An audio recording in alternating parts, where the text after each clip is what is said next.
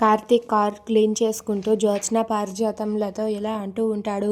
మా నాన్నని ఎవరు అరెస్ట్ చేయించారో, మా నాన్న ఆ కేసులో ఇరుక్కోవడానికి కారణం ఎవరో పూర్తిగా సాక్ష్యాలు దొరికిపోయాయి అని చెప్పి పారిజాతంతో అంటాడు. ఆ మాట వినగానే పారిజాతం, జ్యోత్స్న వాళ్ళిద్దరూ కూడా ఒక్కసారిగా షాక్ అవుతారు.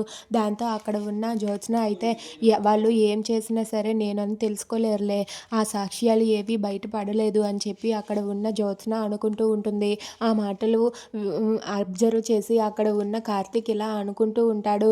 ఏంటి జ్యోత్స్న, నువ్వెందుకు భయపడుతున్నావు? నువ్వేం భయపడవలసినంత అవసరం లేదు. ఎందుకంటే ఆ సాక్ష్యాలు మాకు అన్నీ దొరికిపోయాయి. ఇంకా ఒక్క సాక్ష్యం దొరికితే చాలు, మా నాన్న బయటకు వచ్చేస్తాడు. మా నాన్న బయటకు వచ్చిన తర్వాత మా నాన్నని ఎవరు ఈ కేసులో ఇరికించారో వాళ్ళకి బాగా బుద్ధి చెబుతాము. వాళ్ళకి ఇంకొకసారి ఈ విషయంలో తప్పు చేయాలి అంటే ఈ కార్తీక్ గుర్తు రావాలి. అలా వాళ్ళకి సరైన బుద్ధి చెబుతాను. అప్పటి వరకు వెయిట్ చేయండి అని చెప్పి కార్తీక్ జ్యోత్స్న పారిజాతంలతో అంటూ ఉంటాడు. దాంతో అక్కడ ఉన్న జ్యోత్స్న చాలా కంగారు పడుతూ ఉంటుంది.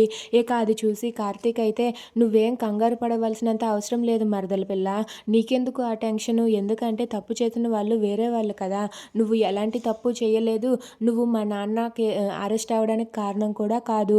ఆ సినిమా ముందు ముందు ఉంది, మీరే చూస్తారు కదా అని చెప్పి కార్తీక్ అయితే వాళ్ళిద్దరి ముందు కారు క్లీన్ చేసిన కర్చీఫ్ని దులిపేసి మరీ చెబుతాడు. దాంతో జ్యోత్స్న పారిజాతం, ఏం చేస్తున్నావు? ఆ దుమ్మంతా మా మీద పడుతుంది అని చెప్పి అంటూ ఉంటుంది పారిజాతం. దాంతో కార్తీక్ అయితే, దుమ్ము పడితే దులిపేసుకోండి అని చెప్పి అనేసి ఆ వాటర్ని అక్కడ వంపి ముందుంది ముసళ్ళ పండగ అని చెప్పి అక్కడి నుండి డ్యాన్సులు వేస్తూ గెంతులు వేస్తూ అక్కడి నుండి వెళ్ళిపోతాడు. అది చూసి జ్యోత్స్న అయితే చాలా కోపంతో రగిలిపోతూ ఉంటుంది. ఏ సాక్ష్యాలు దొరికాయో ఏంటో అని చెప్పి జ్యోత్స్న కంగారు పడుతూ ఉంటుంది.